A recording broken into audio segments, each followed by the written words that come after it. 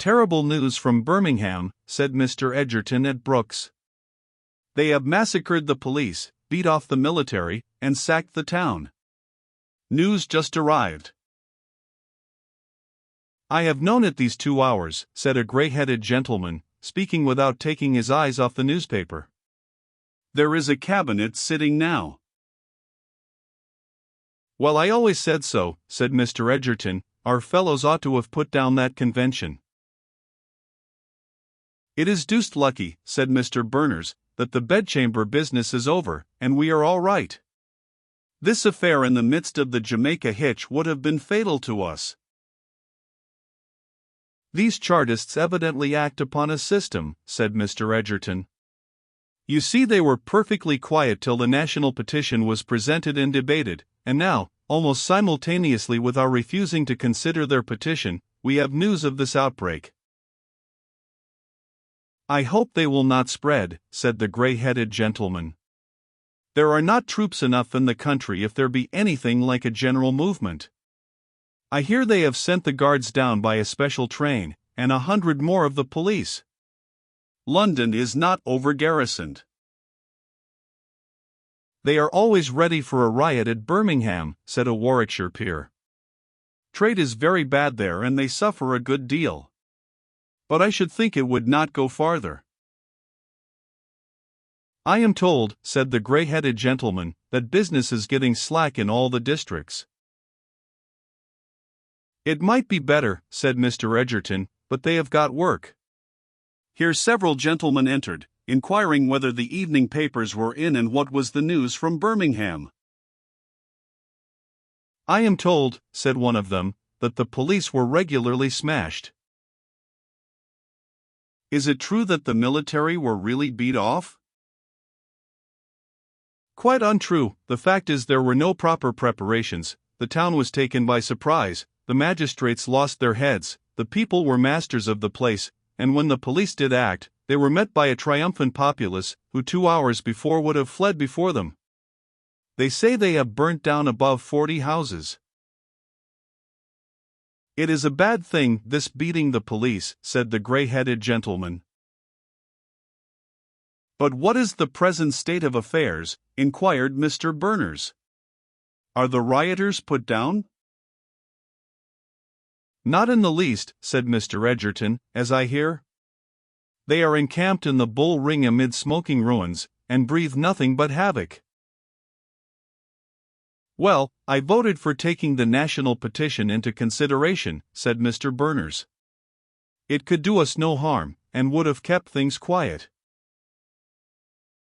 So did every fellow on our side, said Mr. Edgerton, who was not in office or about to be. Well, heaven knows what may come next. The Charter may some day be as popular in this club as the Reform Act. The oddest thing in that debate, said Mr. Berners, was Egremont's move. I saw Marnie last night at Lady St. Julian's, said Mr. Edgerton, and congratulated him on his brother's speech. He looked daggers, and grinned like a ghoul.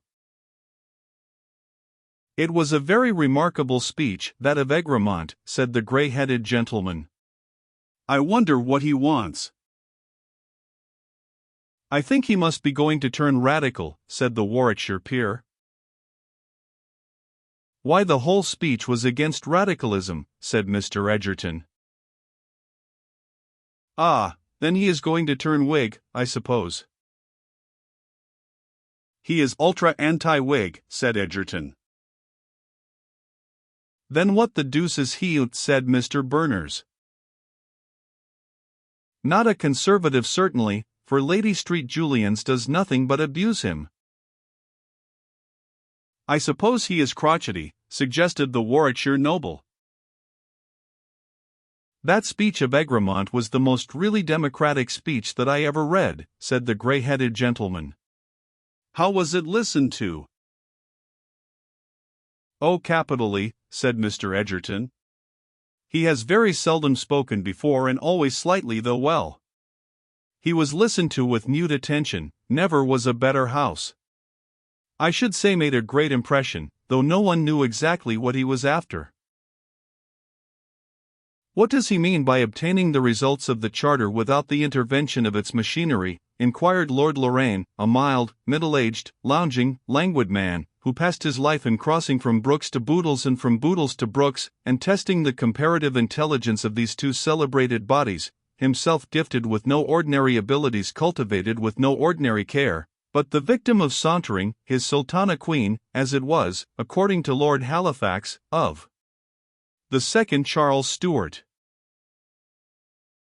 He spoke throughout in an exoteric vein, said the grey-headed gentleman, and I apprehend was not very sure of his audience, but I took him to mean, indeed it was the gist of the speech, that if you wished for a time to retain your political power, you could only effect your purpose by securing for the people greater social felicity. Well, that is sheer radicalism, said the Warwickshire peer, pretending that the people can be better off than they are, is radicalism and nothing else. I fear, if that be radicalism, said Lord Lorraine, we must all take a leaf out of the same book. Sloane was saying at Boodles just now that he looked forward to the winter in his country with horror. And they have no manufactures there, said Mr. Edgerton. Sloane was always a croaker, said the Warwickshire peer. He always said the new poor law would not act, and there is no part of the country where it works so well as his own. They say at Boodles there is to be an increase to the army, said Lord Lorraine, 10,000 men immediately, decided on by the cabinet this afternoon. It could hardly have leaked out by this time, said the grey-headed gentleman. The cabinet were sitting less than an hour ago. They have been up a good hour, said Lord Lorraine, quite long enough for their decisions to be known in St. James's Street. In the good old times, George Farnley used always to walk from Downing Street to this place the moment the council was up and tell us everything. Ah! Those were the good old gentlemanlike times, said Mr. Berners, when members of Parliament had nobody to please and ministers of state nothing to do. The riots of Birmingham occurred 2 months after the events that closed our last volume. That period, as far as the obvious movements of the Chartists were concerned, had been passed in preparations for the presentation and discussion of the national petition, which the parliamentary embroilments of the spring of that year had hitherto procrastinated and prevented. The petition was ultimately carried down to Westminster on a triumphal car accompanied by all the delegates of the convention in solemn procession. It was necessary to construct a machine in order to introduce the huge bulk of parchment signed by 1.5 million of persons into the House of Commons, and thus supported, its vast form remained on the floor of the House during the discussion. The House, after a debate which was not deemed by the people commensurate with the importance of the occasion, decided on rejecting the prayer of the petition, and from that moment the party in the convention who advocated a recourse to physical force in order to obtain their purpose, was in the ascendant. The national petition and the belief that although its objects would not at present be obtained, still that a solemn and prolonged debate on its prayer would at least hold out to the working classes the hope that their rights might from that date rank among the acknowledged subjects of parliamentary discussion and ultimately by the force of discussion be recognized, as other rights of other portions of the people once equally disputed, had been the means by which the party in the convention who upheld on all occasions the supremacy of moral power had been able to curb the energetic and reckless minority, who derided from the first all other methods but terror and violence as effective of their end.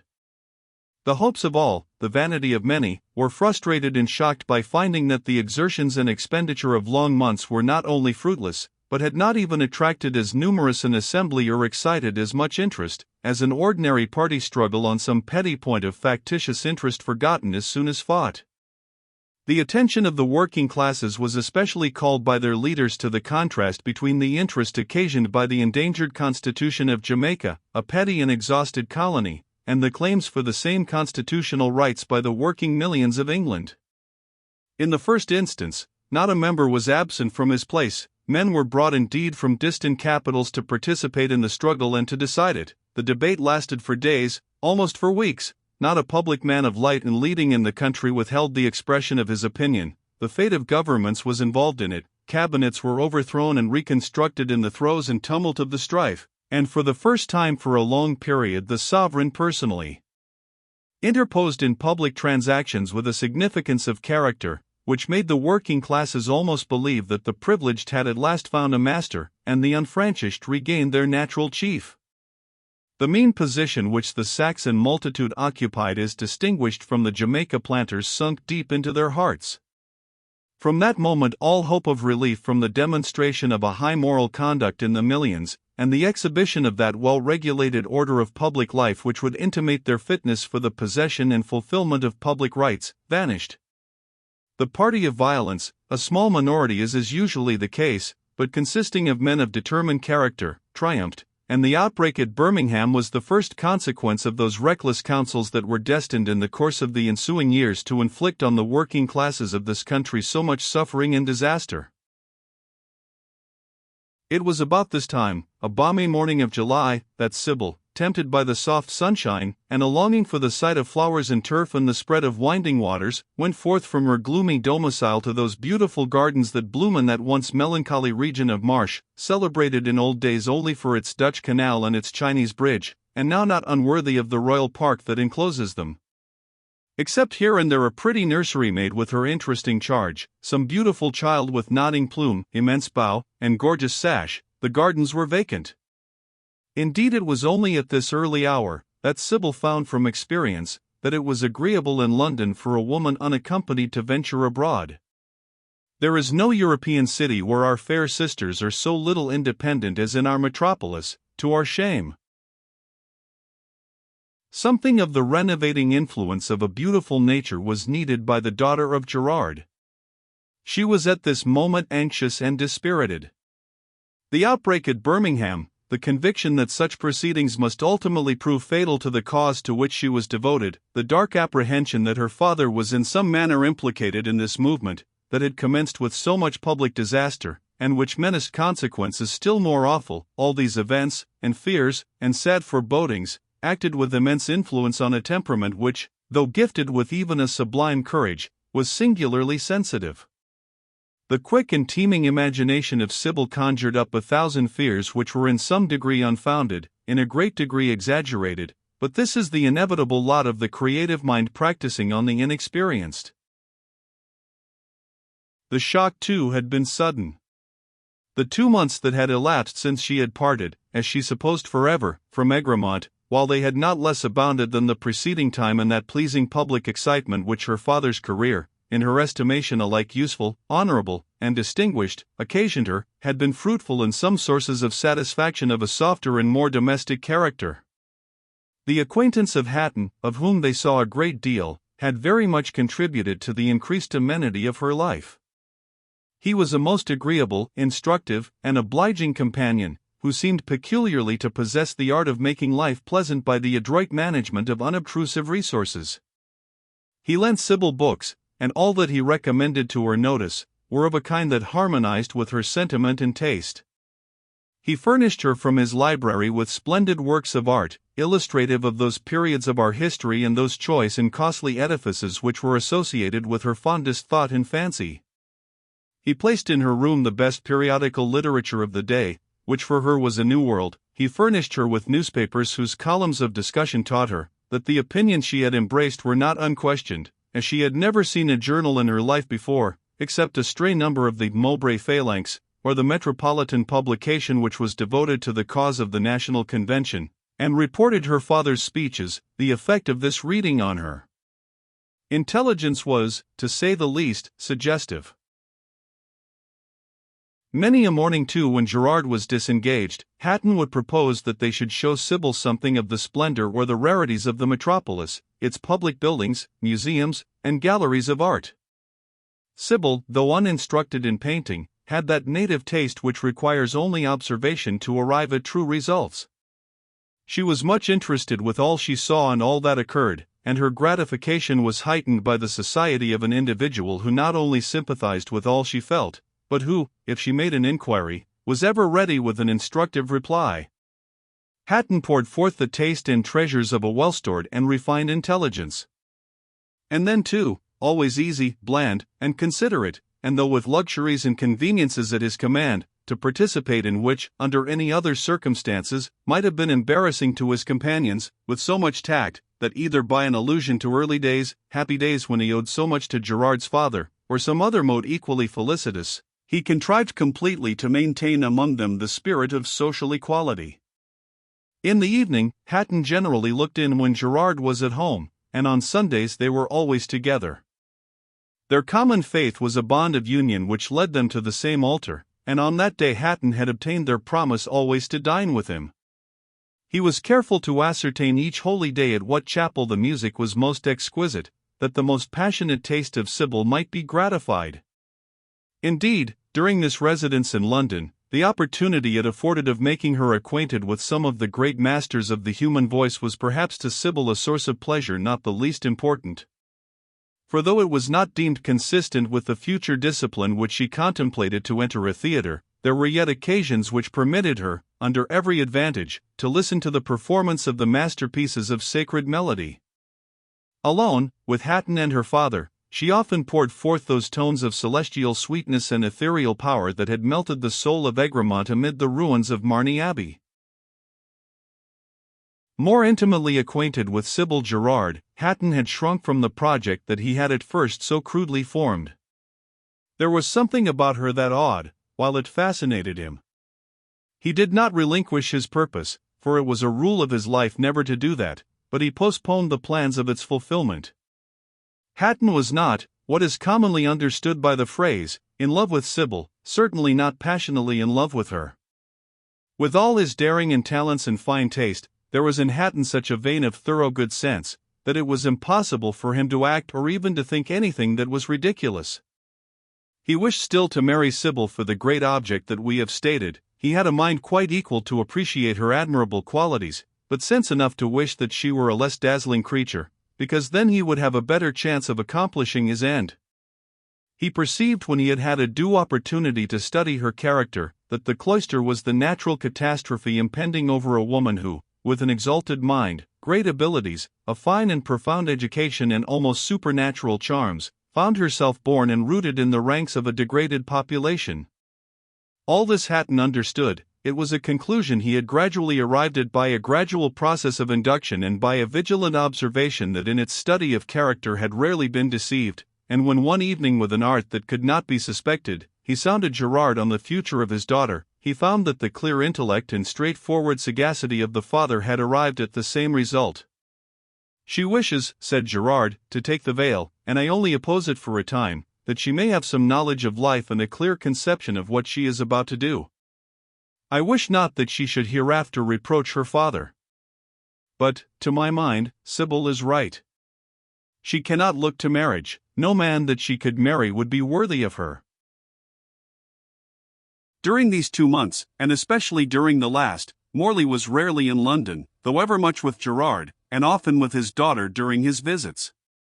The necessary impulse had been given to the affairs of the convention, the delegates had visited the members, the preparations for the presentation of the national petition had been completed, the overthrow of the Whig government, the abortive effort of Sir Robert Peel, the return of the Whig administration, and the consequent measures, had occasioned a delay of 2 months in the presentation of the great document. It was well for Gerard to remain, who was a leader in debate, and whose absence for a week would have endangered his position as the head of a party, but these considerations did not influence Morley, who had already found great inconvenience in managing his journal at a distance, so, about the middle of May, he had returned to Mowbray, coming up occasionally by the train if anything important were stirring, or his vote could be of service to his friend and colleague. The affair of Birmingham, however, had alarmed Morley, and he had written up to Gerard that he should instantly repair to town. Indeed, he was expected the very morning that Sybil, her father having gone to the convention where there were at this very moment very fiery debates, went forth to take the morning air of summer in the gardens of St. James's Park. It was a real summer day, large, round, glossy, fleecy clouds, as white and shining as glaciers, studded with their immense and immovable forms the deep blue sky. There was not even a summer breeze, though the air was mellow, balmy, and exhilarating. There was a bloom upon the trees, the waters glittered, the prismatic wildfowl dived, breathed again, and again disappeared. Beautiful children, fresh and sweet as the newborn rose, glanced about with the gestures and sometimes the voices of paradise. and in the distance rose the sacred towers of the great Western Minster. How fair is a garden amid the toils and passions of existence! A curse upon those who vulgarize and desecrate these holy haunts, breaking the hearts of nursery maids, and smoking tobacco in the Palace of the Rose. The mental clouds dispelled as Sybil felt the freshness and fragrance of nature. The color came to her cheek, the deep brightness returned to her eye, her step that at first had been languid and if not melancholy, at least contemplative, became active and animated. She forgot the cares of life and was touched by all the sense of its enjoyment. To move, to breathe, to feel the sunbeam, were sensible and surpassing pleasures. Cheerful by nature, notwithstanding her stately thoughts and solemn life, a brilliant smile played on her seraphic face, as she marked the wild passage of the daring birds, or watched the thoughtless grace of infancy. She rested herself on a bench beneath a branching elm, and her eye, that for some time had followed the various objects that had attracted it, was now fixed in abstraction on the sunny waters. The visions of past life rose before her. It was one of those reveries when the incidents of our existence are mapped before us, when each is considered with relation to the rest, and assumes in our knowledge its distinct and absolute position, when, as it were, we take stock of our experience, and ascertain how rich sorrow and pleasure, feeling and thought, intercourse with our fellow creatures and the fortuitous mysteries of life, have made us in wisdom. The quick intelligence and the ardent imagination of Sybil had made her comprehend with fervor the two ideas that had been impressed on her young mind, the oppression of her church and the degradation of her people. Educated in solitude and exchanging thoughts only with individuals of the same sympathies, these impressions had resolved themselves into one profound and gloomy conviction, that the world was divided only between the oppressors and the oppressed. With her, to be one of the people, was to be miserable and innocent, one of the privileged, a luxurious tyrant. In the cloister, in her garden, amid the scenes of suffering which she often visited and always solaced, she had raised up two phantoms which with her represented human nature. But the experience of the last few months had operated a great change in these impressions. She had seen enough to suspect that the world was a more complicated system than she had preconceived. There was not that strong and rude simplicity in its organization she had supposed. The characters were more various, the motives more mixed, the classes more blended, the elements of each more subtle and diversified, than she had imagined. The people she found was not that pure embodiment of unity of feeling, of interest, and of purpose, which she had pictured in her abstractions.